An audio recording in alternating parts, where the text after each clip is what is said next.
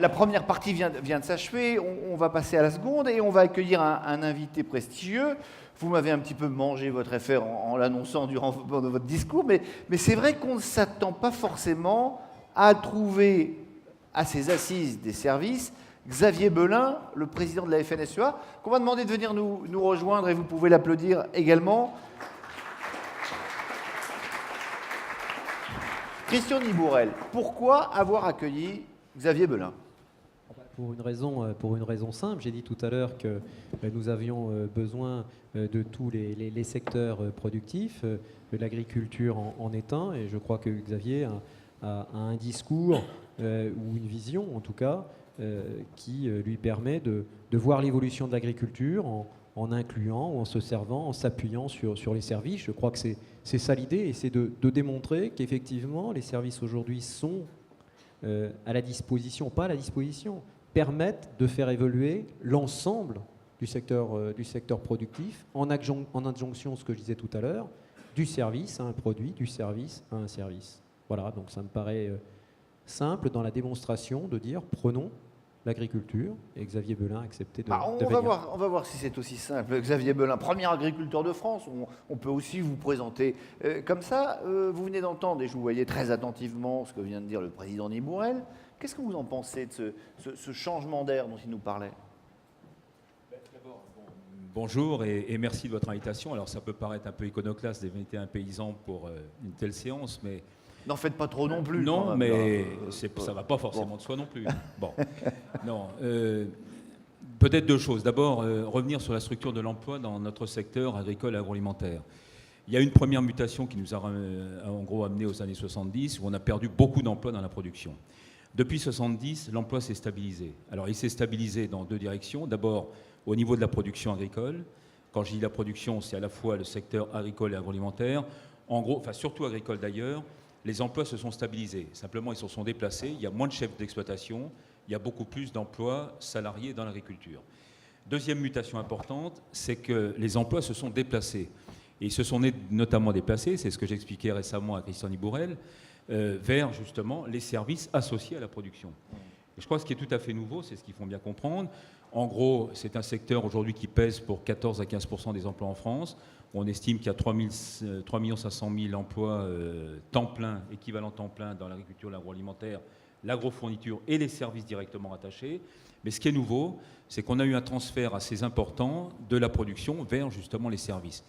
Et donc j'ai été amené à dire à votre président, il y a très peu de temps, deux choses, et j'ai été très heureux d'entendre ça dans ses propos à l'instant. D'abord, un pays comme la France doit évidemment compter sur son secteur primaire et secondaire. Il doit évidemment désormais compter sur son secteur tertiaire. Mais je ne pense pas qu'on puisse dissocier l'un de l'autre, au moins pour partie. Ce que je veux dire, c'est que je considère pour ma part que le secteur agricole, le secteur industriel sont encore des grands pourvoyeurs et sans doute resteront durablement des grands pourvoyeurs d'emplois dans les services associés. Vous prenez à votre compte ce qu'on disait habituellement, et on le disait surtout pour l'industrie, on disait un emploi créé dans l'industrie, c'est 4 oui, emplois alors, il ne faut pas être dans extrémiste d'un côté ou de l'autre. Je crois qu'il ne faut pas être qu'on soit extrémiste d'un côté ou de l'autre, il faut aussi peser les évolutions. Mais ce qui me paraît important, c'est ce qu'a dit également votre président tout à l'heure, et moi j'en atteste, c'est que la performance d'un secteur se mesurera aussi à la performance des services associés à ce secteur. Et ce n'est pas un propos de circonstance, croyez-le bien. Je crois qu'aujourd'hui, et le mot a été prononcé tout à l'heure par l'intervenant précédent, on est dans une époque quand même où la globalité, où la globalisation prend de plus en plus le pas sur à la fois l'individuel, mais surtout, ce que je voudrais ajouter, moi, c'est qu'on est bien dans une époque de solutions, plus que dans une époque, au fond, où la performance d'un domaine d'activité ne pourra pas se mesurer sans la performance des autres domaines d'activité. Et je crois que ça, c'est tout à fait nouveau. Pour le dire encore plus simplement, moi, paysan, si demain, mes fournisseurs, mes clients, tous les services, banque, assurance, mais demain, le numérique, l'informatique embarquée, enfin, toutes les nouvelles technologies associées finalement à la production agricole ne sont pas performantes, j'aurai du mal à être moi-même performant. Et je vais même un petit peu plus loin. Ça, c'est un débat que nous avons d'ailleurs avec nos voisins européens. Ça a été très bien montré par le graphe, l'un des graphes présentés à l'instant. On voit que la structure de coût de l'emploi dans notre pays nous est défavorable.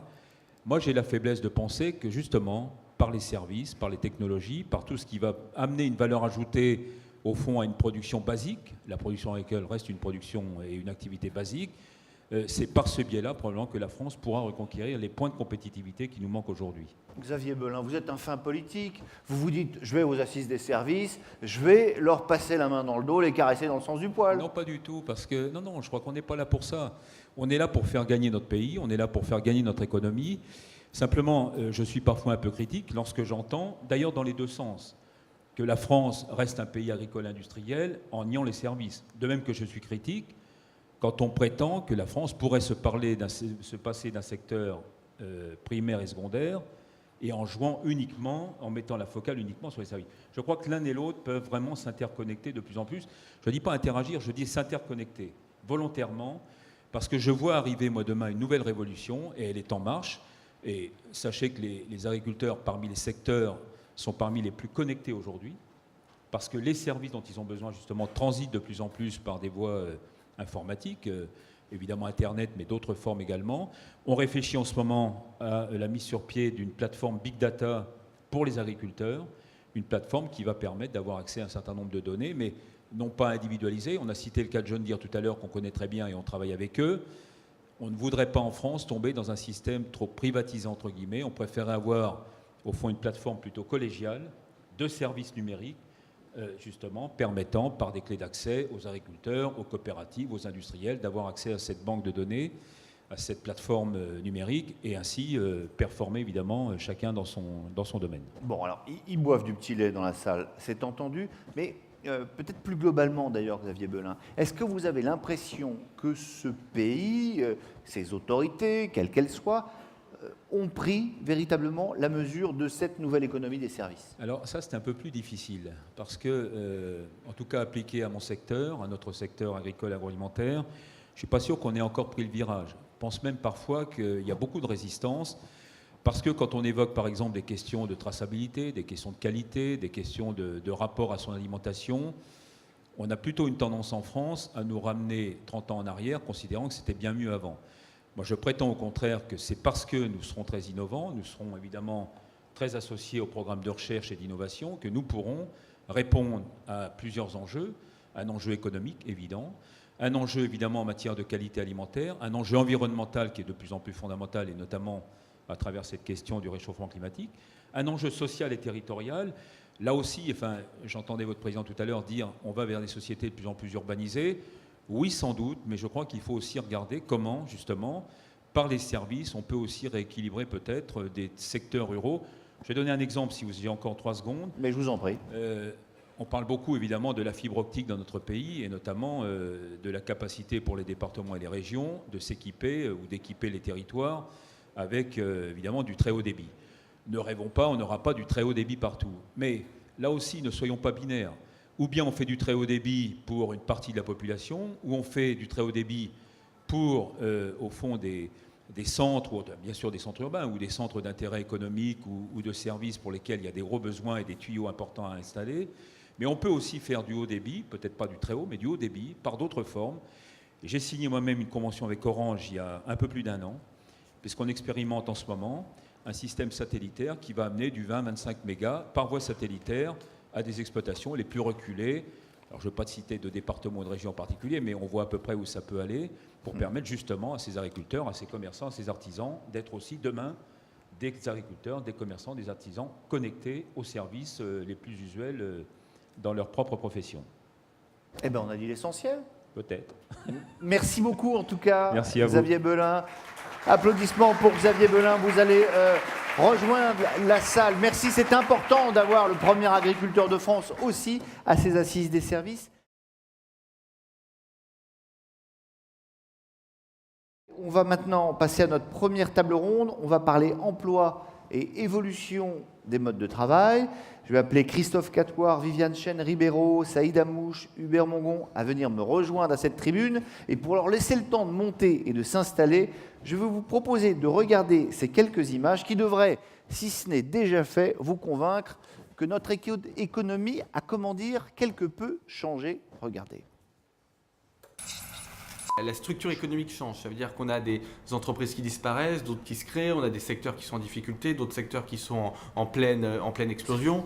Là encore, vous voyez pendant la pause, My Major Company, etc. Tout ça, c'est la nouvelle économie. Vous avez cru que la France était en crise? En fait, elle est en mutation. La croissance a changé de camp. Aujourd'hui, 80% des emplois viennent des services, restauration, conseil aux entreprises, propreté, e-commerce.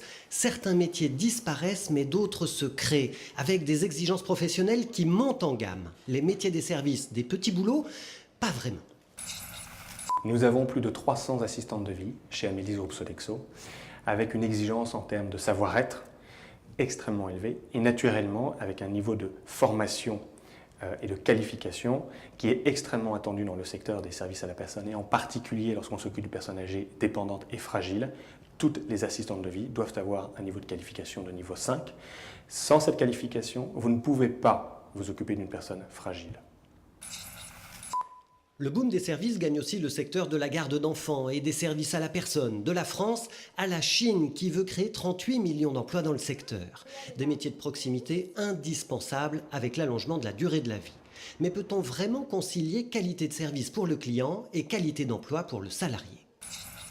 Il est évident que le contexte économique avec les 5 millions de chômeurs dont on nous parle et dont vous nous parlez tous les jours, les politiques, en tout cas une partie des gens de l'administration, ils sont sensibles et donc se battent également effectivement pour ne pas pondre des textes absurdes. Après, il y a des dynamiques politiques entre les administrations et entre les ministères qui font que c'est plus ou moins complexe, que des lois passent et d'autres passent pas, mais la finalité c'est que nous sommes là et que nous continuons à créer des milliers d'emplois et que nous avons une croissance de l'ordre de 5% par semaine. Pourquoi ? Parce que nous satisfaisons nos clients et que nous satisfaisons à eux, mais non seulement nos clients, mais nos chauffeurs également. Dans la sécurité privée, monter en gamme, c'est créer de la valeur, donc donner davantage de compétences. Et pour donner davantage de compétences, il faut former. C'est l'enjeu majeur pour nos entreprises, former tout au long de la carrière, donner de l'expertise, de la technicité, permettre à des femmes et à des hommes qui vivent dans un environnement qui n'est pas le leur, mais dont ils ont au quotidien la responsabilité de jouer un rôle avec efficacité. C'est toute la démarche pour protéger l'entreprise contre les vulnérabilités qui sont les siennes et mettre en place des plans d'action efficaces. Tous les métiers gagnent en technicité. Notre économie change, les entreprises s'adaptent. La deuxième idée qu'on développe, c'est l'idée d'un droit à l'expérimentation, c'est-à-dire que clairement le numérique change la donne sur des choses qui autrefois posaient des problèmes de sécurité qui n'en posent plus, notamment dans le domaine de la santé. Et donc là on dit si on veut que la France soit un terrain naturel pour essayer de nouvelles idées, de nouveaux modèles d'affaires, il faut un droit à l'expérimentation qui permette à des entreprises de se mettre en dehors des clous de manière temporaire. C'était un peu dans le rapport Combrexel, on retrouvait ça. Vous savez, cette idée, laisser les boîtes du numérique très innovantes écrire leur grammaire des relations sociales finalement. Les entreprises s'adaptent et l'emploi se transforme. Plus de missions courtes, d'intérimaires, de travailleurs indépendants. L'organisation du travail est différente, mais ce n'est pas la fin du travail. Nous vivons peut-être la fin d'un monde, mais pas encore la fin du monde. Voilà, la fin d'un monde, pas la fin du monde, ça me rappelle quelque chose. Je vais vous présenter les personnalités qui sont venues me rejoindre à cette tribune, en commençant par vous, Viviane Chen-Ribeiro, évidemment, présidente de la Fédération Syntec et de la société Talentia Software. C'est une entreprise spécialisée en logiciels de gestion d'entreprise. Vous êtes également membre du comité exécutif du MEDEF. Christophe Catoire, président du groupe Adéco France, membre du conseil d'administration de l'APEC. À côté de vous, Saïd Amouche, bonjour, fondateur, directeur de Mosaïque RH. C'est le premier cabinet de recrutement associatif spécialisé dans les jeunes diplômés des quartiers populaires en Île-de-France. Et puis Hubert Mongon, vous êtes vice-président ressources humaines McDonald's France. Viviane Chen-Ribeiro, j'ai envie de commencer avec vous. Pourquoi est-ce que, alors on le répète depuis tout à l'heure, mais pourquoi dans le fond est-ce que les services sont cette chance pour l'emploi? Est-ce que c'est dans cette voie-là qu'il faut aller? Ah oui, très certainement. C'est dans cette voie-là qu'il faut aller, parce que si je réfère uniquement à notre fédération, comme le soulignait tout à l'heure Christian, création nette d'emplois, il n'y a pas tellement de secteurs qui parlent de création nette d'emplois aujourd'hui. Or, nous, c'est 14 000 créations nettes d'emplois, près de 14 000 en 2014. Donc, c'est effectivement un secteur, même si vous me le permettez, je vais quand même souligner quelques dangers à cela, parce que si c'est un secteur créateur d'emplois, on va par contre observer premièrement un changement, vous le disiez, un changement de monde, et dans ce changement de monde, on a de sacrés challenges. Premièrement, le premier challenge que je voudrais adresser, c'est que si on ne se préoccupe pas des changements et des transformations qui sont en cours, on va avoir une génération sacrifiée, les 40-60 ans, qui va arriver en masse sur le marché du travail et dont il va falloir transformer les activités. On a les jeunes qui sont, eux, qu'on appelle des digital natives, qui s'en sortiront, mais ça veut dire que leurs attentes sont différentes. Et si on ne prend pas en considération les multi-activités, ce qu'on a vu tout à l'heure, j'ai envie de faire plusieurs choses à la fois, eh bien, on mettra en danger notre modèle social et notre modèle de financement de tout notre environnement. Et je dirais un troisième point, si, étant donné que tous ces emplois vont constituer la valeur ajoutée et on va avoir une déconnexion entre la création de la valeur ajoutée et la création d'emplois, et si nos modes de financement ne sont pas adaptés à financer de l'immatériel, eh bien là aussi, on se privera de points de croissance extrêmement précieux qu'on est prêt à créer, sauf qu'on a un dernier point, c'est qu'on est face à une complète inadéquation entre les besoins pour, je dirais, mettre du fuel dans cette croissance et la disponibilité de ces emplois, même si beaucoup de cabinets comme Mosaïque RH s'y emploient. Vous parlez d'inadéquation, mais est-ce que finalement ces emplois que vous proposez ne changent pas trop vite pour qu'on puisse les suivre et s'y adapter finalement ? Ils changent vite, mais ce n'est pas les emplois qu'on crée qui changent vite, c'est toute l'économie autour de nous qui change vite. Et si on n'a pas plus d'agilité et plus de souplesse, on n'arrivera pas on n'a absolument pas aujourd'hui ni les process, ni les méthodes, ni l'environnement législatif de formation et législatif qui nous permet d'avoir cette agilité. Christophe Catoire, pour en revenir finalement à ma première question, à Viviane Chen-Ribeiro, on disait les services, chance pour l'emploi. Est-ce que tout de même la crise n'a pas beaucoup abîmé les emplois de service ? Non, je pense pas. À la limite, les emplois de service ont surtout amorti la crise. Faut juste regarder les données très rationnelles. Depuis 2001, l'industrie manufacturière a été en perte nette d'emplois chaque année, malheureusement. Le bâtiment, depuis 4-5 ans, est en destruction d'emplois de plus de 150 000 emplois en France. Les chiffres plus récents le confirment. Le dernier trimestre, on a 14 000 créations d'emplois nettes en France. 20 000 sont le fait des services, 14 de l'intérim qui montre la dimension flexibilité du marché. Et on a 12 000 destructions dans l'industrie qu'on dit rebondir petit à petit et 10 000 destructions dans le bâtiment. Donc j'ai envie de dire, la partie service a plutôt servi d'amortisseur. Après, là, probablement, pour en venir à une thématique qui a été évoquée à l'instant, probablement que les services sont la meilleure idée qui soit pour débuter une carrière pour des jeunes parfois qui n'ont pas trouvé leur voie. Ça, c'est problématiquement un point sur lequel on devrait insister. Et quand on parle du numérique, tout comme quand on parle de l'hôtellerie-restauration, on a finalement trop peu de candidats au voyage par méconnaissance des métiers et surtout des filières. C'est-à-dire on voit toujours le premier métier et on ne voit pas la suite de l'histoire. Et pourtant, quand vous regardez toutes ces professions, la suite de l'histoire, à condition d'avoir un peu de formation, d'accompagnement, elle peut être extrêmement séduisante. Et je pense que ces assises trouvent leur place aussi dans le fait de faire un peu de pédagogie. Je pense que nos jeunes ne savent pas nécessairement quels sont les secteurs qui créent de l'emploi. Le numérique, éventuellement, tout de même, on en parle beaucoup, il est sous les feux de la rampe. Mais je reviendrai à l'hôtellerie-restauration. Clairement, c'est un métier sur lequel vous pouvez faire des parcours fabuleux, à condition de connaître l'entrée et de connaître la suite. Mais ils n'ont pas bonne presse. Est-ce qu'il n'y a pas une nécessité quand même aussi de faire monter en gamme tous ces emplois de service ? Je pense que la partie service, encore une fois, est souvent vue sur la première étape. La première étape est souvent flexible. Les conditions de travail, on est sur des métiers très adaptables. Le monde change vite. On est sur des horaires qui ne sont pas les horaires conventionnels.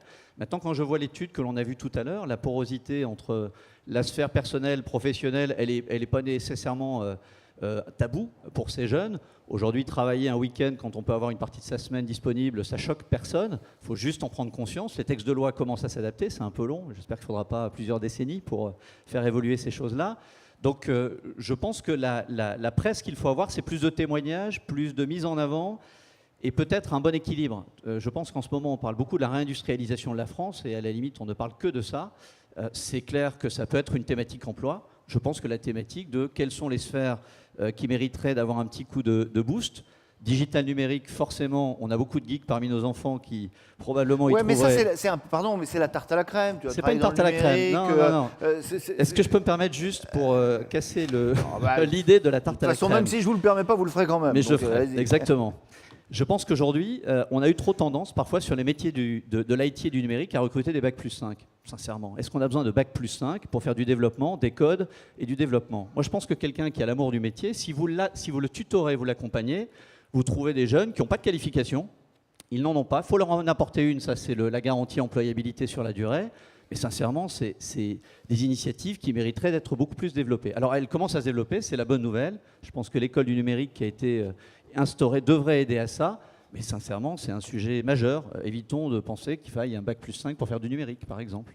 Saïd Amouche, c'est facile de convaincre. J'aurais un droit de réponse. Allez-y tout de suite, parce que sinon, je sens que vous attendez, allez... il y a plusieurs choses. Je crois que l'école 42 démontre parfaitement qu'on n'a pas besoin que de Bac plus 5 pour arriver dans le numérique. Et le numérique l'école 42, c'est l'école lancée par Xavier Niel. Oui, tout à fait. Et que le numérique, ce ne sont pas que du travail d'expertise, il y a aussi de la créativité, il y a aussi de l'imagination, il y a aussi de la dynamique et des façons de penser différentes. Ça, c'est certain. Néanmoins, nos métiers requièrent de plus en plus aussi de la technicité, de l'expertise, ne serait-ce que pour répondre à des normes et que l'agilité dans la formation, y compris quand on recrute à des Bac plus 3, Bac plus 4 ou Bac plus 5, est essentielle chez nous pour rester en permanence justement à cette vitesse de transformation que nous réclame l'évolution des technologies. Saïd Amouche, j'en reviens à ma question, maintenant que le droit de réponse a été opposé par Viviane Chen-Ribeiro. Est-ce que c'est facile de convaincre aujourd'hui un jeune et un jeune des cités, puisque vous travaillez au quotidien avec eux, d'aller travailler dans les services et pas forcément dans l'high-tech numérique, mais des services qui sont peut-être, qui ont moins bonne presse, pour reprendre l'expression que j'ai utilisée tout à l'heure? Pour reprendre votre expression, un jeune des cités, ce qu'il cherche, c'est du boulot. Donc ensuite, il y a un boulot à faire derrière ça, c'est de savoir comment on rapproche ses traits de caractère, sa personnalité, ses aptitudes naturelles avec les exigences en fait des profils de postes aujourd'hui qui sont disponibles, à la fois sur des postes qualifiés, mais aussi non qualifiés.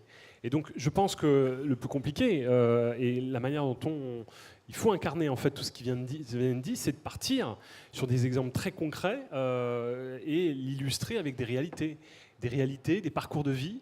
Et petit à petit, on sait que c'est ce phénomène de boule de neige qui appellera les uns les autres à s'installer dans ce processus de représentation. Et quel que soit le métier de service, eh bien, à partir du moment où on s'inscrit dans un parcours de réussite, eh bien, on aura envie de s'engager. Parce que, en fait, dans les cités, il y a plein de gens qui ont envie de trouver des parcours de réussite.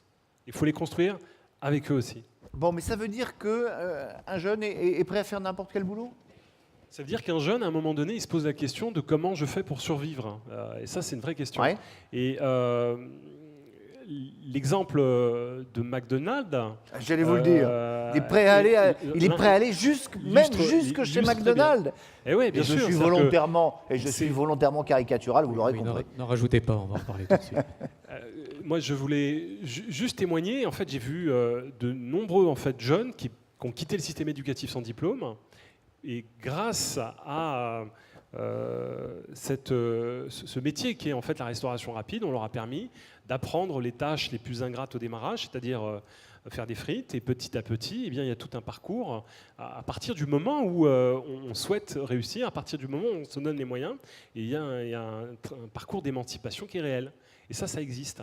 Et je pense que quand on parle de mettre en place des campagnes de recrutement sur les métiers les plus ingrats, il ne faut pas se limiter à évoquer le job à court terme, mais voir la perspective à terme qu'il faut développer. Et je pense que ça, c'est des messages de communication, c'est une capacité à créer la confiance, c'est une capacité à identifier les profils qui correspondent à cet état d'esprit.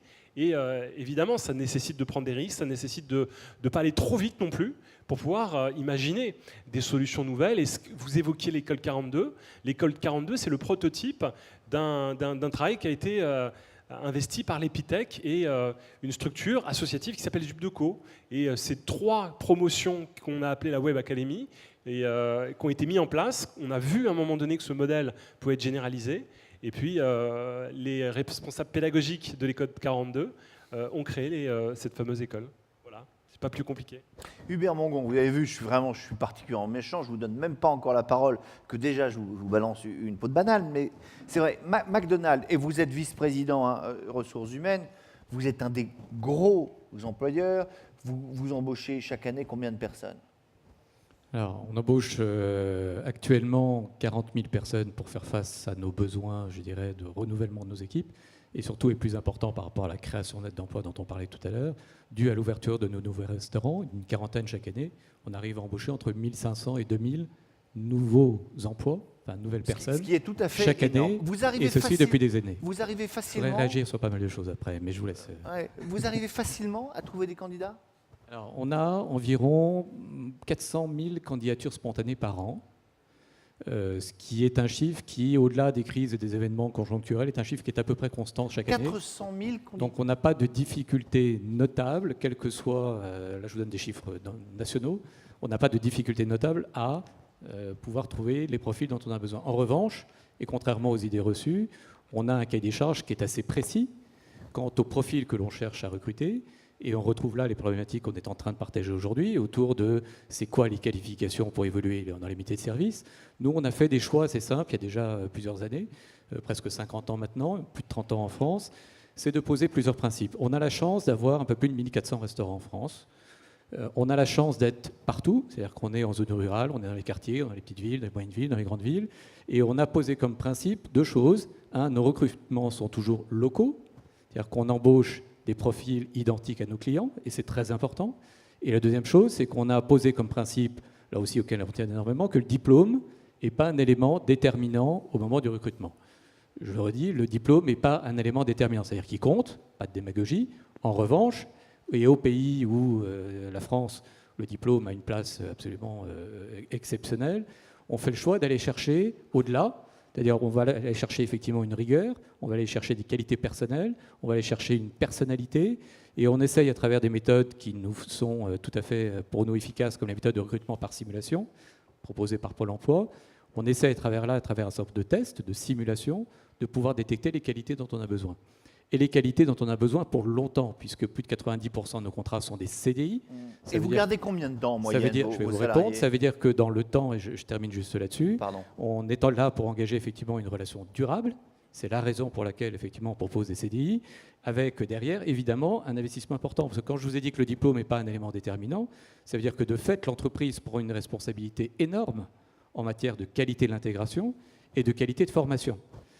D'où des programmes qui sont extrêmement poussés, qui démarrent au restaurant, qui sont dispensés à travers notre centre de formation national à Guyancourt, qui accueille en moyenne 5000 salariés chaque année, pour ensuite aller, et vous l'avez très bien expliqué, vers les plus hauts niveaux de responsabilité, y compris au siège, où environ 20% de nos effectifs sont issus directement des restaurants, avec exactement les mêmes profils dont on parlait tout à l'heure, c'est-à-dire des gens qui ont un jour passé la porte d'un restaurant et qui n'imaginaient pas une seule seconde aller plus loin, soit à l'intérieur du restaurant, soit dans l'organisation. Au niveau de la formation, je réponds là-dessus, c'est entre 3 et 5% de la masse salariale en fonction des structures dont on parle. Puisque vous savez qu'on a des structures en propre et des structures franchisées, mais le niveau d'engagement, le niveau d'investissement, de ce point de vue-là, est absolument énorme et on y tient. Et il est une des clés de la réussite du dispositif. Alors, et vous n'avez pas répondu à ma question, savoir combien de temps est-ce que finalement quelqu'un que vous embauchez chez McDonald's reste en moyenne? La moyenne, 3 catégories évidemment de profils, employés, équipiers, 22 ans d'âge moyen, 2 ans, 6 d'ancienneté. Je mets au défi, et ça m'intéresse, d'avoir des chiffres d'entreprises qui embauchent des équipes de moyenne d'âge de 22 ans pour faire tourner quelques milliards d'activités. C'est-à-dire qu'on confie notre business à des jeunes. Et il y a un thème qui nous est cher, c'est la confiance que l'on donne à la jeunesse et la confiance que l'on donne à nos équipes. 22 ans d'âge moyen, et sur des durées finalement assez longues, 2 ans et demi, pour des jeunes de cet âge-là, c'est quand même pas si mal. Et dès, par contre, qu'on monte dans l'encadrement, on arrive facilement à des anciennetés de 5 à 10 ans, avec des taux de turnover qui varient entre 4,7 et 12% en fonction des profils et des responsabilités, ce qui, dans le métier qui est le nôtre, nous place à une moyenne qui est tout à fait raisonnable. Christophe Catoire, ce que disait Hubert Mongon est intéressant en disant finalement, nous, on ne s'inquiète pas du diplôme. Est-ce que c'est-à-dire que dans le secteur des services, de manière globale, le diplôme n'est pas adapté au travail, ou est-ce qu'on est dans une économie où les choses vont tellement vite qu'à la limite, ce n'est pas tellement le diplôme que vous avez obtenu à la sortie d'une école qui est important? Le diplôme, on ne peut pas le mettre de côté. Je suis assez d'accord sur l'idée de dire, on ne peut pas se dire il ne faut absolument pas de diplôme pour réussir dans les services. Je prends le contre-pied de la formulation, ça ne fonctionnerait pas. Probablement que dans les métiers et les carrières qu'on peut faire dans les services, il y a plusieurs typologies de carrières, il n'y en a pas une seule. Moi, je crois beaucoup à une première typologie de carrière qui est de dire, je teste un certain nombre de métiers, et à un moment donné, le facteur plaisir et le facteur émotionnel qu'on a évoqué tout à l'heure me relient à ce métier et me fait me sentir plutôt à ma place. Et là, j'y fais carrière. Et j'y fais carrière avec l'idée d'acquérir des compétences et d'acquérir aussi probablement une qualification, un statut et des responsabilités au fur et à mesure du temps. Moi, il y a quelque chose qui me marque. On a eu un petit changement dans le droit du travail qui dit l'intérim, vous pouvez faire maintenant un CDI intérimaire. C'est-à-dire vous proposez à un collaborateur le fait d'avoir un contrat à durée indéterminée et puis il a des missions temporaires dans des entreprises. On l'a proposé à nos intérimaires, dont 60% ont moins de 26 ans, 2 tiers le refusent. Ils préfèrent la liberté d'exercer, de changer, de modifier et de ne pas s'arrêter sur un métier en tant que tel. A contrario, ceux qui le signent nous disent, et c'est leur premier objectif... Donc ce n'est pas de l'intérimaire subi, c'est ce que vous dites. C'est pas de l'intérimaire subi, creux, c'est-à-dire qu'on est, et effectivement, ce sont des personnes qui probablement à un moment donné ont réussi à commencer à écrire les premières pages de l'histoire et ne sont pas dans des nécessités alimentaires extrêmes. Mais néanmoins, ceux qui signent le CDI intérim, leur premier objectif, c'est d'avoir une formation qui leur donne soit des qualifications, on parle moins de diplômes, qui leur permettent d'avoir une reconnaissance et une employabilité. Et effectivement, le sujet qui arrive derrière, c'est de dire soit vous l'obtenez par le circuit classique de l'éducation, soit vous l'obtenez dans le cadre de l'entreprise. Ce à quoi je crois beaucoup pour nos jeunes, surtout dans les métiers de service, c'est que la formation se fasse dans l'entreprise, avec l'entreprise. Que l'on apprenne. Il y a un truc qui marque, je vais reparler à nouveau de la restauration, mais quand on travaille avec Thierry Marx et qu'on regarde la façon dont il dispense sur 3 semaines les 50 gestes essentiels de la restauration de façon indéterminée, qu'est-ce qui fait la base d'un bon cuisinier, et qu'ensuite la personne s'exprime soit chez lui, soit dans un autre environnement, c'est une carrière qui commence et elle n'a pas nécessairement commencé par un diplôme. Saïd Amouche, sur la question du diplôme, c'est quelque chose d'essentiel, d'important, de secondaire? C'est clé, hein, évidemment. C'est là. Mais je voudrais qu'on peut-être réorienter un peu la discussion sur qu'est-ce qu'on fait de ceux qui ont des diplômes aujourd'hui et que on n'invite pas dans les processus de recrutement pour des raisons simplement de méconnaissance, d'autocensure, de métiers émergents et donc ne bénéficiant pas forcément d'une promotion naturelle. Voilà, je pense que c'est important à un moment donné de se poser la question de comment on fait. Donc on a évoqué tout à l'heure les bas niveaux de qualification, mais il faut se rendre compte qu'aujourd'hui en France, malgré un taux de chômage fort de 25% au niveau des jeunes, ce taux de chômage est encore plus fort dans les quartiers, sachant que ce taux de chômage est aussi composé de jeunes qui sont diplômés et qualifiés. Alors qu'on voyait tout à l'heure qu'on a un besoin aujourd'hui urgent en fait sur certaines technologies, sur certains secteurs de ces populations-là. Donc moi je voudrais peut-être pousser un peu plus les pistes de recherche, ou en tout cas de réflexion, pour essayer de voir comment on peut orchestrer une vraie dynamique qui permette d'aller sourcer ces populations prêtes à l'emploi, qualifiées, qui n'ont pas de problème pour se lever le matin et qui peuvent et qui doivent rentrer, parce que c'est aussi ça, libérer le potentiel économique des quartiers populaires demain. Alors, Viviane Chane-Ribeiro, et juste après Hubert Mongon. Nous avons fait une démarche et la Fédération Syntec aujourd'hui travaille avec le ministère du Travail sur un process à mettre en place parce que ce que j'évoquais tout à l'heure en disant on a des points de croissance et on n'arrive pas à trouver et on a une inadéquation entre nos besoins et effectivement les compétences dont nous avons besoin. Nous avons ces diplômés qui ne sont pas ceux que l'on recruterait naturellement, sont un des premiers terrains pour nous d'exploitation. Ce que on ne sait pas faire et ce qui n'est pas fait qu'on voudrait mettre en place dans un process complètement systématisé, c'est les détecter, et on a des expériences qui sont menées par Syntec Numérique et on voudrait les généraliser, et c'est ce sur quoi on est en train de travailler avec le ministère du Travail pour pouvoir les détecter, pour pouvoir les passer dans des cycles de formation de 6 mois, 1 an, jusqu'à 18 mois, dans des CFA qui sont des CFA que nous finançons à 100% et pour lesquels nous avons demandé, entre autres aussi, à ce qu'on puisse, si on finance totalement un CFA, se passer de l'autorisation de la région, ce qui n'est pas le cas aujourd'hui, de façon justement à pouvoir récupérer ces jeunes et, s'ils le souhaitent, travailler à leur employabilité, parce que vous avez raison, ce chômage des jeunes est aussi un chômage chez des diplômés. Hubert Mongon. Oui, je voudrais revenir un instant, si vous voulez bien, sur la question de la qualification et de l'employabilité. Tout ça dans l'enjeu qui est le nôtre aujourd'hui, c'est-à-dire de voir comment, dans ce milieu d'évolution des services, les choses se mettent en place. Sur la qualification, j'ai la chance d'avoir exercé mon métier dans 2 activités précédentes, BTP et industrie, et de connaître maintenant la restauration rapide, donc le secteur des services. Ce qui me frappe fondamentalement, dans le métier qui est le nôtre et à l'échelle qui est la nôtre, on sert 1 500 000, 1 600 000 clients par jour, encore une fois dans nos restaurants, c'est le niveau de qualification requise dans l'exercice de nos métiers et qui commence dans nos usines, c'est-à-dire nos cuisines, notre unité de production, avec des enjeux, vous l'imaginez, énormes en matière d'organisation, d'ergonomie, de réactivité, de fiabilité, de respect des normes d'hygiène alimentaire. Encore une fois, c'est évidemment ce qui nous mobilise tous les jours, jusqu'à la capacité à informer le client, la capacité à répondre à ses attentes, la capacité à répondre à ses questions, ça veut dire connaissance du produit, connaissance des clients, empathie, écoute, communication, savoir-être, échange. Et quand vous regardez la palette des qualités, je dirais, qu'il faut pour faire ces métiers-là, à l'échelle où, quand on arrive chez nous, c'est vrai qu'on ne réalise pas forcément tout ce qui est derrière. Ça veut dire que derrière, il y a une somme de qualifications soit innées, soit acquises, soit les deux, qui sont absolument gigantesques et qui, par nature, peuvent être réemployées chez nous ou ailleurs. Ça, c'est le premier point. Le deuxième point, c'est qu'on a parlé beaucoup de la culture du diplôme dans ce pays. Pour arriver à crédibiliser, je dirais, les métiers qui sont les nôtres et les qualifications qu'on est en mesure de dispenser, on a été obligé, nous, il y a quelques années, de repasser par la case diplôme. Et repasser par la case diplôme, tout simplement parce que nos employés, nos salariés nous le demandaient. En disant, moi, quand je rentre à la maison, je suis une femme, je suis un homme, issu ou pas d'une autre culture, etc. Je n'ai pas eu la chance d'avoir été à l'école, j'ai dû arrêter l'école pour différentes conditions, et je ne suis pas crédible dans ce pays si je n'ai pas coché la case diplôme à un moment ou à un autre.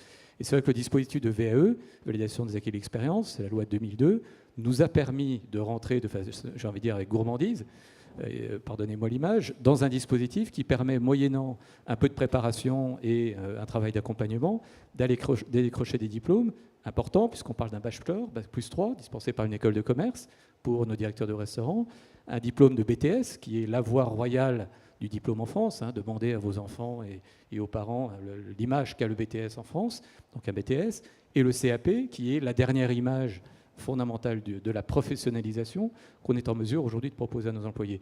Et c'est vrai que c'est à travers ces outils-là qu'on est arrivé finalement à crédibiliser, ce qui est comme un comble, les qualités, les compétences, encore une fois acquises, introduites, formées et développées tout au long du parcours professionnel dans l'entreprise. Alors, j'aimerais dire, s'il a fallu en passer par là pour faire reconnaître les métiers de service, tant mieux ou tant pis, en tout cas c'est là. À nous maintenant, effectivement, et on l'a dit tout à l'heure, de mieux communiquer sur ce que sont en mesure d'apporter ces métiers du service aujourd'hui, encore une fois, pour nous ou pour les autres. Moi, j'ai travaillé quelques années dans l'industrie automobile, n'ayant jamais imaginé un jour travailler chez McDonald's. À chaque fois que je voyais dans un CV quelqu'un qui avait travaillé chez McDonald's, je l'ai toujours embauché, je n'ai jamais été déçu. Donc voilà, après, il ne s'agit pas d'opposer l'industrie et les services, il s'agit juste de dire qu'à un moment donné, ça a du sens au moment où la France est à la recherche de ses emplois. Mais vous dites quelque chose d'important, il faut mieux communiquer. Pourquoi, et je me tourne vers vous, peut-être Christophe Catoir, c'est aussi difficile à faire comprendre dans ce pays ce que sont les services, ce qu'est cette industrie de services, si on peut appeler ça comme ça? Je pense que la question est de pouvoir fédérer un certain nombre d'industries derrière. Alors on en parle beaucoup en ce moment, hein, on parle des branches professionnelles notamment. Je pense qu'à un moment donné, il y a des investissements qui doivent être faits dans ces branches. Très récemment, et je vais sortir des services pour aller dans l'industrie, je rencontrais une branche professionnelle de l'industrie qui disait, voilà, on a 3 CFA, on a 30 postes ouverts pour nos adhérents, on manque de candidats. La question suivante, c'est donc quel est le process de sourcing, d'identification de candidats que vous avez pu mener? Alors, on a mené quelques annonces autour des CFA sous couvert qu'effectivement on voulait recruter localement, ce qui est effectivement une vertu qui est souvent recherchée. La pédagogie qui était faite, elle était juste sur la première fonction, qui était une fonction d'usinage, de contrôle machine, qui apportait pour le candidat au voyage, ça faisait pas rêver. Donc j'ai envie de dire, une personne qui avait besoin de travailler pour s'y intégrer, est-ce qu'elle s'engagerait, est-ce qu'elle aurait le plaisir d'eux, c'est moins sûr. Et donc il manquait cet aspect qui, quand on creusait avec cette branche professionnelle le contenu des métiers, vous rendiez compte qu'il y avait un certain nombre de témoins qui pouvaient vous dire, rentrer par cette première fonction, cette première qualification professionnelle, donc on était sur des niveaux 5, il y avait une suite logique qui consistait effectivement à maîtriser un outillage un peu plus sophistiqué, aller sur du diagnostic contrôle, peut-être pour d'autres aller sur des fonctions support. Et ces histoires existaient dans ces entreprises, mais un peu comme le textile, l'industrie textile, voilà une vingtaine, trentaine d'années, on a l'impression que c'était mort. Et quand vous revoyez dans un certain nombre de régions, un certain nombre de juste-à-temps fondés par des marques qui sont des Promodes, qui sont des Camailleux, ça redonne lieu aujourd'hui à des carrières extraordinaires. Mais la seule différence, c'est qu'il y a une communication qui a été faite à un moment donné pour dire vous pouvez y faire carrière. Ça ne veut pas dire que vous y resterez. À un moment donné, vous aurez peut-être une autre envie, mais au moins, sur le premier pas, vous attirez des gens. Et cette communication, elle est centrale. Moi, je me suis rendu compte dans une autre activité, c'était l'effet inverse. On travaillait avec le transport ferroviaire et on se rendait compte qu'ils avaient 600 000 candidats pour être conducteurs de train. 600 000. La problématique était que pour ces métiers-là, il fallait avoir des caractéristiques personnelles qui étaient plutôt du domaine de la psychologie. C'est-à-dire qu'il fallait pouvoir résister à la pression qu'est la conduite de voyageurs avec X personnes derrière. Et on se rendait compte que cet aspect du métier n'était pas du tout appréhendé par les candidats et donc sur 600 000, il en restait à peine 100 en finale. Je pense qu'on a une opportunité, je pense que ça c'est une opportunité qu'apportent les métiers de service. Pour terminer par cet exemple, on ouvre une filière métier qui s'appelle les métiers des autocaristes. Ça va créer de l'emploi, on le sait. Les autocaristes, il ne suffit pas d'avoir un permis, ça se saurait. Donc là, si on ne veut pas faire les erreurs du transport sans les services associés qui font que l'expérience voyageur est bonne, les autocaristes n'émergeront pas s'ils n'ont pas un service qui est compatible avec ce qu'on peut trouver dans un train, trouver dans, je n'irai pas jusqu'à l'avion, mais en tout cas dans d'autres types de transports. Viviane Chen-Ribeiro, les services ne savent pas se vendre, paradoxalement, ne savent pas communiquer sur leur métier? Écoutez, là je vais sortir de ce que je représente, c'est-à-dire la Fédération Syntec sur lequel on communique beaucoup, sur les startups, sur les services. On va parler des services d'une façon plus générale. Je pense qu'effectivement, on est dans un changement, on l'a dit plusieurs fois, où on passe d'un travail posté, entre guillemets, à un travail de service. Et je crois qu'aujourd'hui, la valorisation de ces métiers dans l'image est pas la même. On ne représente pas. Alors, est-ce que ce sont des métiers qui représentent plus d'intercitude, effectivement, qui sont plus liés à des métiers temporaires, à rotation plus rapide, qui représentent moins de sécurité, qui sont moins bien payés, qui ont moins d'environnement? J'en sais rien, mais c'est un fait. C'est un fait, et c'est un fait qui paradoxalement, va moins gêner les jeunes. Et je le répète et je reboucle sur ce que j'ai dit tout à l'heure, on va avoir une énorme, du fait cette fois-ci du numérique qui intervient dans tous les métiers, y compris dans la transformation des métiers de service, on va avoir des masses d'emplois qui vont changer et des gens qui vont arriver, effectivement, et si on ne sait pas les guider... Une montée en gamme, quoi. On va avoir par vague des générations qui vont arriver, qui sont des générations cette fois-ci peu ou pas qualifiées, mais qui étaient dans l'emploi, qui étaient dans des emplois postés, qui vont arriver et qui vont se transformer vers les services. Et si on ne sait pas les diriger, si on ne sait pas les prendre en charge, si on ne sait pas les former, si on ne sait pas, ce ne sont pas des populations qui iront naturellement vers la formation et de leur transformation de compétences.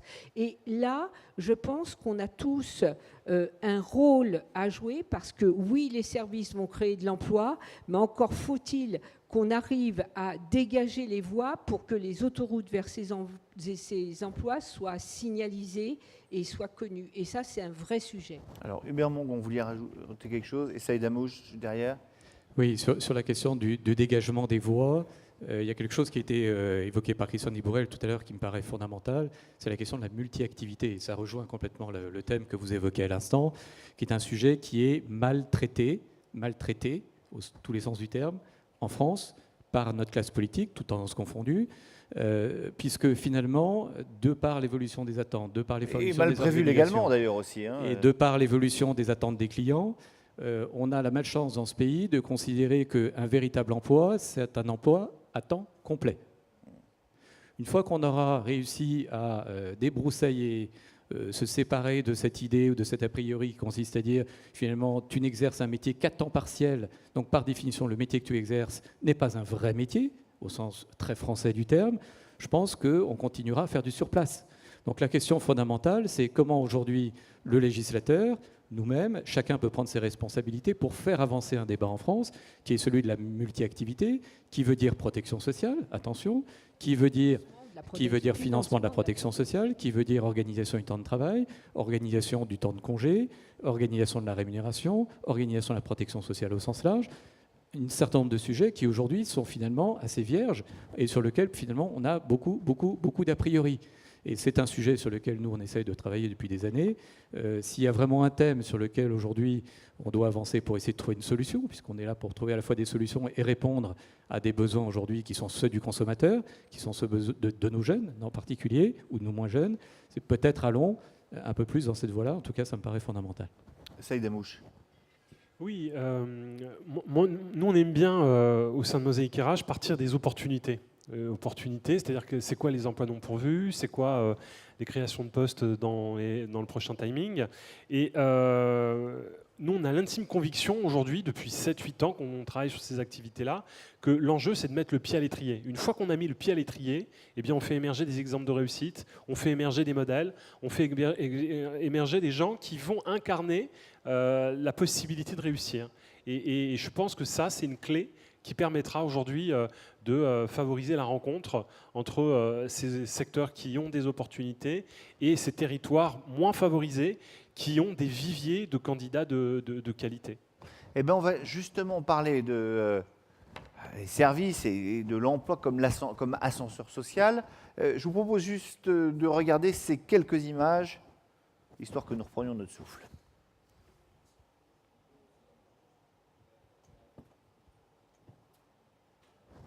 Alors, si on veut bien... L'économie de fonctionnalité a le vent en poupe. Saviez-vous que Michelin ne vend plus de pneus à ses clients, mais de l'usage de pneus au kilomètre? Avec un abonnement pour des services de gonflage, d'entretien, de remplacement, Michelin, l'industriel, vend donc aujourd'hui du service. De la même façon, Terraillon ne vend plus de pèse-personnes, mais des services de santé connectés, reliés à votre montre numérique. Pareil chez Sanofi qui s'allie à Google pour prévenir le diabète en traitant les données des patients avant la maladie, en amont du médicament. Sanofi remonte la chaîne de valeur. Par rapport à cette prise en charge aujourd'hui, eh bien, on a ces objets connectés, on a cette e-santé qui arrive et qui va permettre des opportunités. Les services eux-mêmes montent en gamme et créent d'autres services. Voilà, alors c'est tout à fait passionnant, ça n'a strictement rien à voir avec ce dont nous allons parler, mais enfin, tout ça, c'est pas grave du tout. Saïd Amouche, c'est plus facile de faire embaucher un jeune dans ces cités, dans ces quartiers difficiles, dans des emplois de service? Est-ce que c'est plus facile? Je ne sais pas, mais en tout cas, la réalité, c'est que les entreprises qui ont été le plus réactifs en nous sollicitant, ce sont des entreprises de services. On a un certain nombre d'exemples.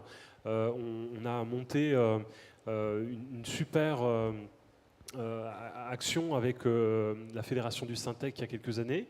On a proposé en fait à la Fédération du Syntec de monter des événements à la fois de coaching et de conseil métier, mais aussi de pré-recrutement dans les universités de banlieue. Donc on a appelé ça Univers Syntec. C'était 4 dates qui ont eu lieu en 2007. À l'issue de ça, alors qu'on n'était pas en période forcément de recrutement dans le monde universitaire, c'est 50 propositions en fait, d'emploi, d'accès aux stages de fin d'études et autres qui ont été proposées. Et donc du coup, en pensant décalé, je pense qu'on peut assez facilement doper ce type d'initiative. C'est-à-dire qu'aujourd'hui, il faut innover, créer des nouveaux outils de communication, être attendu. On est attendu sur une autre manière de se positionner. Donc il ne faut pas hésiter à innover sur ces questions. Mais est-ce que c'est un moyen de raccrocher à la vie active tous ces décrocheurs dont parlait Christian Nibourel tout à l'heure? Là, on dit qu'il y aurait entre 120 000 et 140 000 jeunes qui sortiraient chaque année de l'école sans aucun diplôme. Bien sûr, parce que, encore une fois, je reviens sur ce que je disais tout à l'heure, c'est-à-dire qu'on ne peut rien faire, on ne peut pas, en réalité, on ne peut pas lutter contre le chômage si, derrière, on n'a pas un certain nombre d'entreprises qui disent, voilà, moi je m'engage, voici ce que je propose, et sortir de là avec un brief. C'est-à-dire que si on ne part pas des besoins, comment on peut innover? Comment on peut imaginer inverser la courbe du chômage? C'est-à-dire qu'à un moment donné, il y a une distinction qu'il faut faire entre l'économie d'aller chercher les plus éloignés, et là forcément on est dans un travail social, on est en fait dans la culture de l'État-providence, et les segments de population qui sont prêts à l'emploi, disponibles, qui sont proches de l'emploi, et pour lesquels en fait aujourd'hui on a très peu d'outils pour pouvoir avancer malheureusement. Si vous me permettez, il y a quand même quelque chose qui est extrêmement important, c'est que, on l'a dit, les emplois, la création d'emplois vient des services. Or, les entreprises, elles ne vont pas être contre leurs besoins. Or, pour faire fonctionner des services, les services fonctionnent sur les hommes avec un grand H. Donc, on a besoin de ces compétences. Et quand je vois, à un moment donné, vous aviez fait une excellente campagne de recrutement, parce que là où il faut aller chercher l'imaginaire, c'est de dire, on peut commencer et on peut mettre le pied à l'étrier dans les services avec des emplois en employant des jeunes de volonté, mais relativement peu qualifiés. On va leur donner les qualifications et on va remettre en route un ascenseur social qui aujourd'hui était complètement en panne. Donc, c'est ce que vous permettez dans les carrières que vous offrez dans vos restaurants. C'est ce que le numérique permet. Le numérique permet aujourd'hui, quand on fait des programmes de start-up, quand les sociétés ouvrent des Fab Labs ou ouvrent des ateliers pour que ceux qui ont des idées puissent venir y trouver un environnement, trouver un endroit où travailler, où pouvoir exercer leur idée, c'est ce qu'on essaye de faire, c'est-à-dire que ça va profiter à l'entreprise qui ouvre cet espace de créativité, ça va lui profiter tout en respectant le droit d'auteur et la création, et permettre à cette personne qui va amener son idée innovante de pouvoir trouver un endroit où elle va l'exprimer. Et je crois que les Fab Labs, ça ne doit pas être seulement une entreprise avec l'école d'ingénieurs d'à côté, mais ça doit être aussi une entreprise avec le quartier d'à côté, avec... voilà, c'est ça qu'il faut faire. Vous dites parce qu'en plus, on en aura besoin pour notre propre croissance, sinon les points de croissance, on n'ira pas les chercher. Vous dites quelque chose d'important. Pour vous, ces services ont cette dimension sociale. Pourquoi? Parce qu'ils ont besoin de plus de gens que les autres secteurs d'activité, ou parce que véritablement c'est une nécessité dans l'ADN de ce que vous faites? Mais ils n'ont pas cette, à la limite, cette dimension sociale, c'est une conséquence des besoins. On ne va pas se faire meilleur qu'on est. On fait du business. On a besoin de développer nos business, et pour développer nos business, on a besoin de gens qualifiés. Alors, il se trouve que ça revient à du social et à former des gens, mais aujourd'hui, moi j'ai assisté à une étude de ACE, cabinet de recrutement international, mais qui est sortie la semaine dernière, moi j'en ai pris connaissance la semaine dernière, et qui montre que ce manque de compétences est général dans tous les secteurs, dans toutes les industries. Donc, Christophe Catoir. Donc moi, je vais me raccrocher à l'ambition que Christian a évoquée en introduction, de dire est-ce que la France est capable d'être leader dans le domaine des services sur un terrain qui soit autre que juste la France, qui peut être l'Europe. Là, on voit que sur l'industrie, ça n'est plus le cas. Je pense qu'on a pour nous, c'est pour ça qu'on en parle autant d'ailleurs, on a pour nous le fait d'avoir une démographie qui est importante. On a quand même 120 000 à 150 000 entrées sur le marché du travail de plus que les sorties. Donc en gros, on a besoin de créer des emplois. Les services, on l'a évoqué, c'est d'abord du capital humain, c'est-à-dire là pour le coup, on a besoin d'avoir des hommes avec un grand H, donc il faut pouvoir les intégrer, c'est juste ça le sujet. Moi je pense qu'il y a des terrains sur lesquels il faut qu'on fasse évoluer aussi un tout petit peu notre droit, puisqu'on est dans le travail, je pense qu'il faut parler de ce droit-là. Plusieurs sujets. Premièrement, sur l'alternance et l'apprentissage, il faut probablement simplifier un peu la donne pour une entreprise, surtout pour une TPE, PME qui n'a pas des spécialistes pour le traiter, et probablement router un certain nombre de financements plutôt vers l'entreprise pour former des jeunes à l'intérieur de l'entreprise que uniquement sur des circuits parallèles. Premier élément. Deuxième élément, je pense que le bâtiment a fait quelque chose d'intéressant que le service pourrait s'approprier, c'est les clauses d'insertion sociale. C'est-à-dire qu'à un moment donné, quand on a un appel d'offres, c'est qu'on assume le fait qu'on puisse faire intégrer des jeunes qui sont éloignés de l'emploi ou qui n'ont pas encore eu la chance de travailler, tout simplement, et que pour une partie du recrutement, ça se fasse sous ce format-là. Ça éviterait les contrats de détachement qui viennent de Pologne et d'ailleurs, et qui permettraient de former des jeunes qui sont présents localement.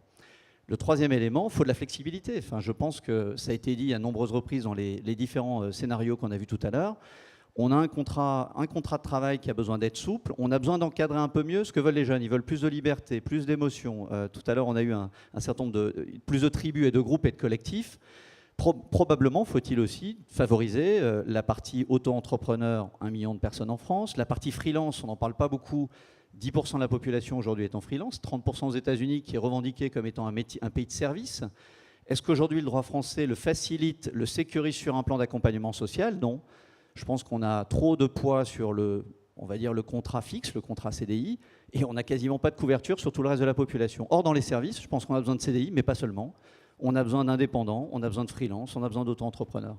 Donc je pense que si on veut être compétitif et si on veut assumer le fait que nos filières montent très fort en France et à l'international et s'appuyer sur une ressource main-d'œuvre qui est très forte, très importante, et jeune, et moins jeune, vous l'avez évoqué, pour une seconde partie de carrière, il faut quand même que ces critères-là évoluent pour faciliter la donne. Ce que vous avez évoqué de la formation pour que ça ne passe pas automatiquement par un CFA, mais que l'entreprise puisse le gérer en elle-même, je pense que c'est une mesure qui n'est pas très compliquée à prendre et elle faciliterait la donne. Saïd Amouche, pour réparer cet ascenseur social, ça passe par tout ce que dit Christophe Catoir, et y compris redorer le blason du travail partiel? Oui, certainement, oui, il ne faut pas en avoir honte. Toutes les opportunités sont bonnes à prendre. C'est une manière de mettre le pas dans l'entreprise, c'est une manière de se faire détecter, c'est une manière d'élargir son réseau. Donc on ne peut pas se contenter de ça, parce que ce serait aussi ça l'injustice. Mais ça peut. Moi, je pense que toutes les opportunités, il faut capitaliser dessus. Et c'est les messages qu'on essaie de faire passer à tous les bénéficiaires en fait, de nos services. C'est cette manière qu'on conçoit également les rapports dans le cadre de partenariat. On essaye de capitaliser au maximum pour pouvoir multiplier les rencontres, favoriser en fait les connexions et faire en sorte que le matching se fasse le plus rapidement possible et le plus justement possible. Hubert Mongon, je vais vous poser la même question qu'à Viviane Chen-Ribeiro. Tout à l'heure, vous nous disiez que dans votre cahier des charges, vous disiez il faut que nous embauchions des gens qui ressemblent à nos clients. Est-ce que c'est une volonté, une démarche marketing, ou est-ce qu'il y a également une volonté sociale derrière ça? Non, c'est une volonté qui est à la fois sociale, qui est liée en fait à ce que l'on essaye de faire, c'est-à-dire d'être au plus proche des consommateurs et des clients. Et il n'y a pas mieux pour comprendre nos clients qui sont, je pense que vous l'avez remarqué, de tous horizons, de toute origine sociale, professionnelle, de tous les âges, d'être en capacité effectivement de pouvoir entrer en résonance par rapport à ces clients multifacettes. Et on a cette originalité-là.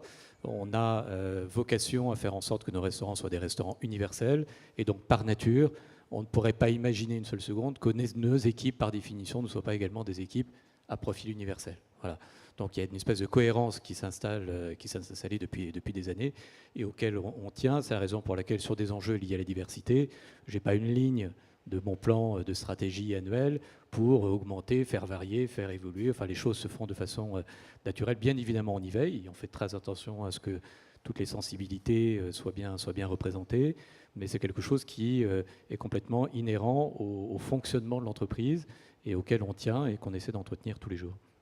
Viviane Chen-Ribeiro, dans quelques minutes, il y a Emmanuel Macron qui va arriver. Vous vous sentez particulièrement soutenu par le gouvernement dans vos initiatives, dans vos entreprises de services? Ouais, est-ce que j'ai le droit de poser un joker? Non, c'est pas. Je crois que Emmanuel Macron, et là je ne parlerai pas du gouvernement, comprend particulièrement la complexité auxquelles les entreprises ont à faire face aujourd'hui. Voilà. Ça sera ma réponse. Maintenant, aujourd'hui, encore une fois, je crois qu'il y a quelque chose qui a été... Je voudrais simplement...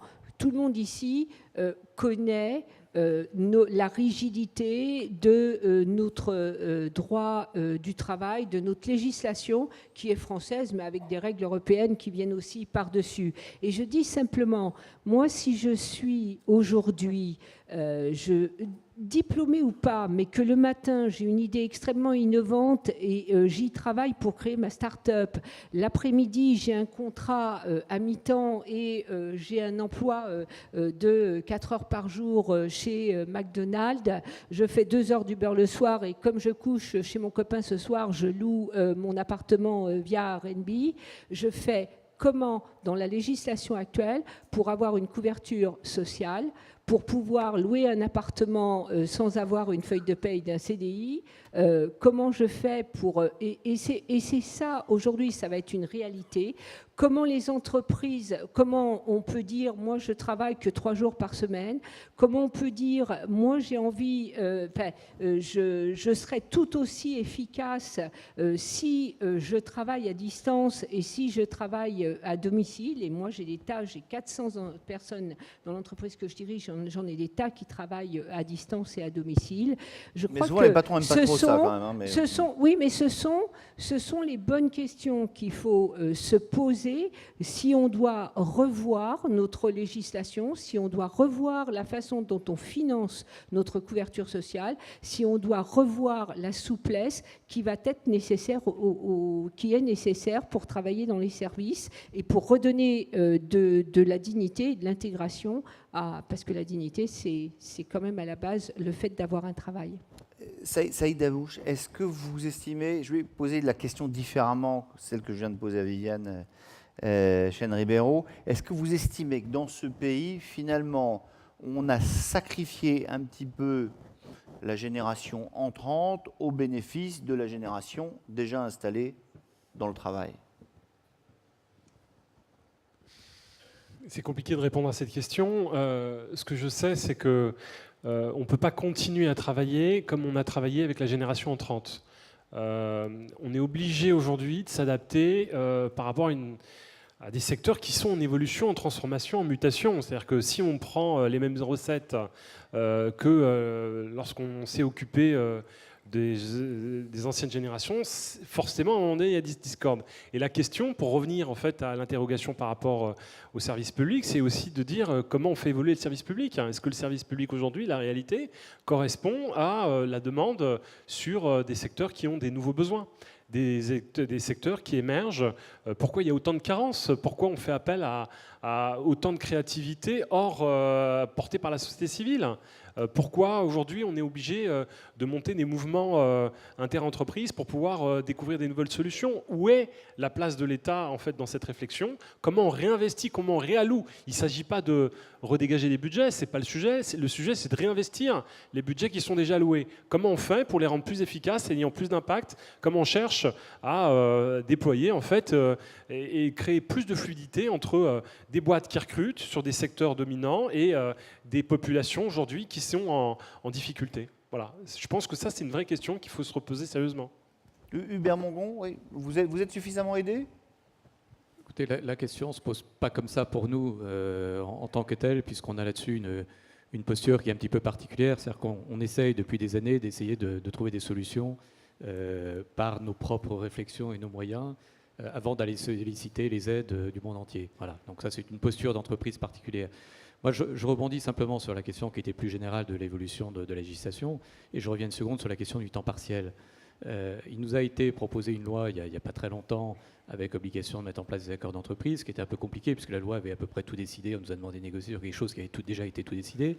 Donc je vous fais grâce des difficultés et des heures qu'on a eues à négocier quelque chose qui avait déjà été calé par ailleurs autour des 24 heures. Clairement, la mise en place de ces dispositifs a ralenti le nombre de créations d'emplois.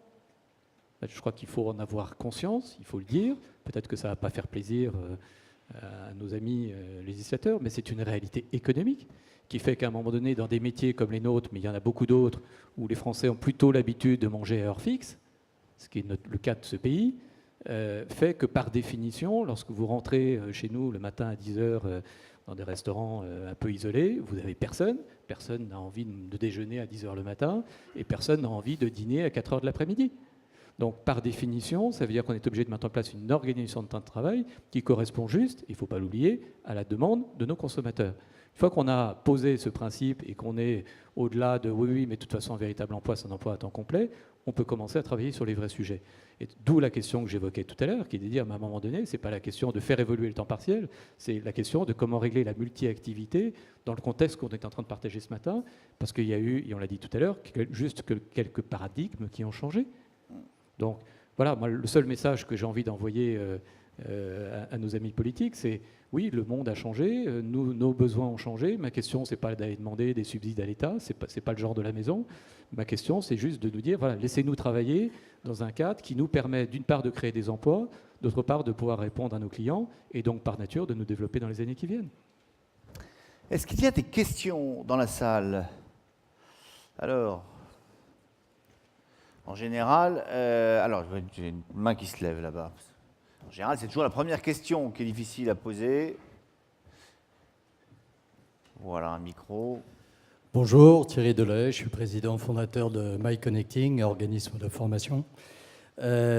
Écoutez, je suis très heureux parce que j'ai entendu beaucoup de choses positives au cours de ces différents débats, des termes comme confiance, appétence. Je crois que la mobilité, la motivation est quelque chose d'important. J'aimerais que vous puissiez tous intervenir sur un thème qui me paraît cher et qu'on doit associer à la confiance, c'est le terme de mobilité. Vous avez abordé le digital et c'est vrai que le digital génère de la mobilité. Quand je vous pose la question sur la mobilité, évidemment j'entends mobilité culturelle, mobilité réglementaire, mobilité, la motivation de la mobilité. Monsieur, les jeunes que vous dirigez vers une entreprise et qui se dirigent vers cette entreprise parce que pour eux, ce premier emploi, même s'il ne les emballe pas totalement, c'est une nécessité. Comment est-ce qu'on réussit à transformer cette nécessité en motivation?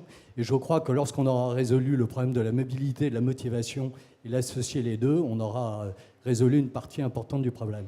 Voilà, alors le digital, le numérique, on va en parler plus spécifiquement dans la deuxième table ronde. Mais sur la mobilité, qui est une excellente question, Christophe Catoire, vous, en plus, vous êtes un chantre.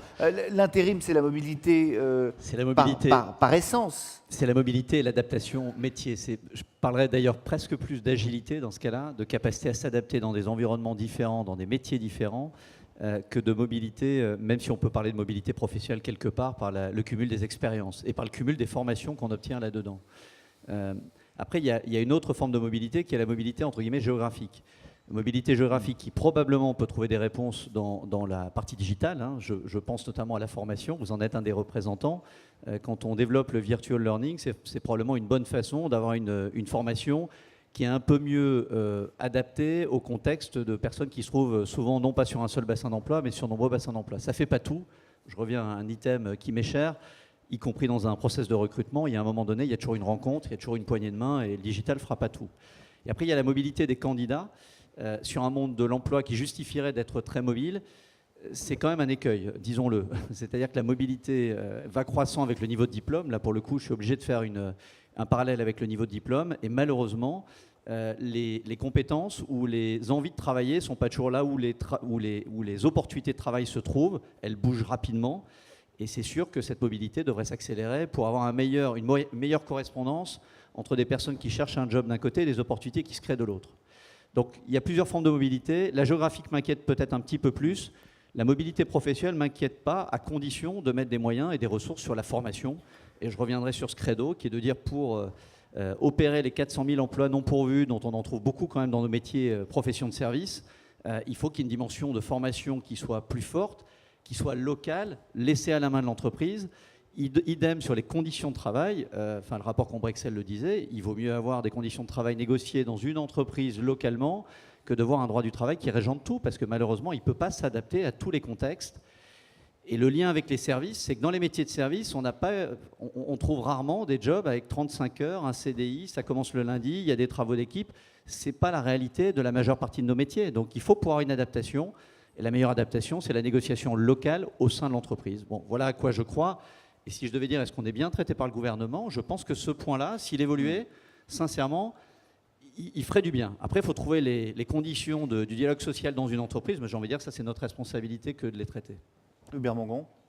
Oui, assez rapidement sur la question de la mobilité professionnelle, je reviens à la mobilité transversale, parce que sur la mobilité géographique, je vous rejoins complètement et on n'a pas le temps de développer, mais l'un des sujets les plus cruciaux pour nos jeunes salariés notamment, mais les plus âgés également, c'est la question du logement en France, qui est un vrai sujet sur lequel on n'a pas de réponse absolue en tant qu'entreprise, et c'est dommage. Sur la mobilité transverse, peut-être juste vous faire part d'une expérience qu'on avait lancée il y a quelques années en Europe, au sein de notre enseigne, c'était la création de ce qu'on avait appelé un Mac Passport. Vous savez, chez McDonald's, tout est Mac quelque chose. Un Mac Passport qui se présentait comme un passeport classique, de se présenter dans n'importe quel restaurant, n'importe où en Europe, et sur la base de compétences acquises, référencées et validées par la hiérarchie, de pouvoir être sûr de trouver un travail n'importe où à partir du moment où vous arriviez avec ce passeport. Je trouve que l'idée est intéressante. On est en train de réfléchir à une autre idée qu'on devrait pouvoir travailler et sortir en 2016. C'est l'idée effectivement de synthétiser l'ensemble des compétences acquises à travers nos métiers, qui soient des compétences, j'ai envie de dire, universelles et qui puissent être validées à travers un document et présentées à n'importe quel employeur, à charge pour l'employeur effectivement d'aller au bout de ces questions et de ces requêtes et vérifier que les compétences présentées sont bien des compétences acquises, quel que soit le secteur d'activité. Là, je pense qu'on touche quelque chose de très important. On prend le relais sur ce sujet-là des institutions et je pense que c'est là une force qu'on est en mesure de pouvoir, développer. En tout cas, on y croit beaucoup. Alors, Saïd Amouche et puis Viviane Chen-Ribeiro. Non, je vous en prie, attendez. Ouais, cette question, elle m'a fait penser à une affirmation de Christian Nibourel que j'aime bien quand il dit une entreprise ne peut pas continuer à se développer si son écosystème est malade. Et je mets ça en lien direct avec ces entreprises qui s'installent finalement de plus en plus dans des territoires qui sont aujourd'hui à potentiel, et notamment la Plaine Saint-Denis. On a un phénomène de transformation énorme depuis quelques années. On a de belles enseignes qui s'implantent, et je pense qu'il y a une vraie opportunité pour interroger les politiques de recrutement à ce moment-là. Comment on fait, plutôt que de répondre à cette question effectivement de mobilité géographique, de penser peut-être à plus de fluidité sur le territoire, dans l'écosystème de l'entreprise, et créer plus de liens, et de manière à réinstaller les équilibres. On sait que si on arrive à trouver les bonnes compétences à proximité, eh bien c'est des points, c'est aussi créer de la valeur pour les entreprises.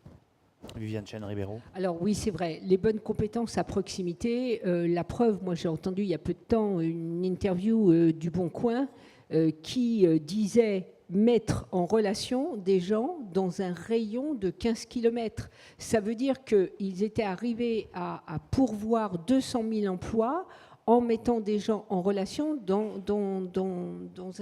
un périmètre de 15 km, enfin dans un rayon de 15 km.